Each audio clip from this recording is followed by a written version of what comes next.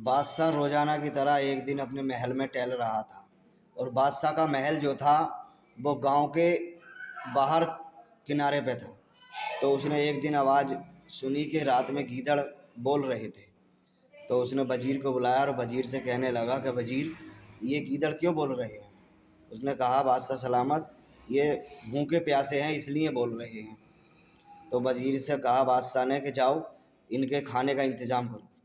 बादशाह ने जो भी दिया तो वजीर ने जो है वो आधा अपने घर भिजवा दिया और आधा जो है गरीबों में और मतलब अपने यार दोस्तों में बंटवा दिया।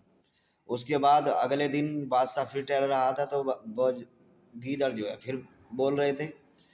तो बादशाह ने फिर वजीर को आवाज़ लगाई कि वजीर, ये गीदड़ तो फिर बोल रहे हैं। बोले साहब, ये शायद इनके बिस्तर ना हैं तो उसकी वजह से बोल रहे हैं, इन्हें आराम करने के लिए बिस्तर ना है। तो बादशाह ने कहा, बोले इनके बिस्तरों का इंतज़ाम करो। वजीर मुस्कुराता हुआ वहाँ से चला और बादशाह ने जो बिस्तर का इंतज़ाम करके दिया तो उसने आधा सामान तो अपने घर भिजवा दिया और आधा अपने दोस्तों को बांट दिया। अब अगले दिन फिर बादशाह टहल रहा था। तो बादशाह जब टहल रहा था तो उसको गीदड़ों की आवाज़ फिर आई। उसने अब बड़ी कर्री आवाज़ में वजीर को बुलाया। बोले, ये गीदड़ तो फिर बोल रहे हैं, इनका इंतज़ाम बिस्तर का हुआ नहीं, क्या कर रहे हो तुम।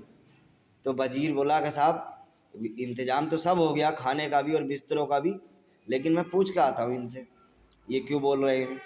वजीर मुस्कुराता हुआ थोड़ा आगे तक गया और जाके घूम घाम के आके और बादशाह से बोला, बोले साहब, ये बोल नहीं रहे।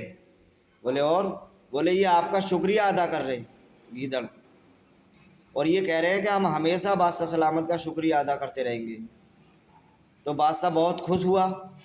अब आप लोग ये बताइए कि बादशाह बेवकूफ़ था या वजीर बेवकूफ़ था, कमेंट में ज़रूर बताना। और वीडियो अच्छी लगे तो इसे फॉलो करना, सब्सक्राइब करना और